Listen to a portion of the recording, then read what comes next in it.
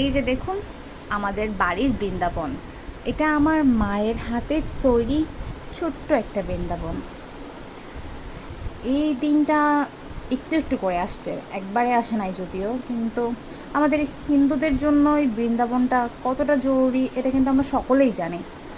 আমাদের পুজোর সময়ে ফুল ছাড়া সম্ভব না, তুলসী ছাড়া সম্ভব না, এবং তুলসী দেবীকে স্মরণ করার জন্য তুলসী ছাড়া পূজাই অসম্ভব, এটা তো আমরা সকলেই জানি। না, এই হলো আমার মায়ের পুজোর আকর্ষণ, ঈশ্বরের প্রতি ভালোবাসা থেকে মায়ের বৃন্দাবনটা তৈরি করেছে। আমি তো বলি এটা হচ্ছে আমাদের বাড়ির ছোট্ট একটা বৃন্দাবন। আর এটা এতটা ওয়ান্ডারফুলভাবে ডিপ্রেশন রিডিউস করে তা আমি বলে বোঝাইতে পারবো না। একটু সকাল সকাল ঘুম থেকে উঠে এই যে রোদ যখন থাকে, ওই মাঝখানটাতে গিয়ে একদম গাছপালার মাঝখানে গিয়ে বসে থাকি আমি, বা দাঁড়িয়ে থাকি।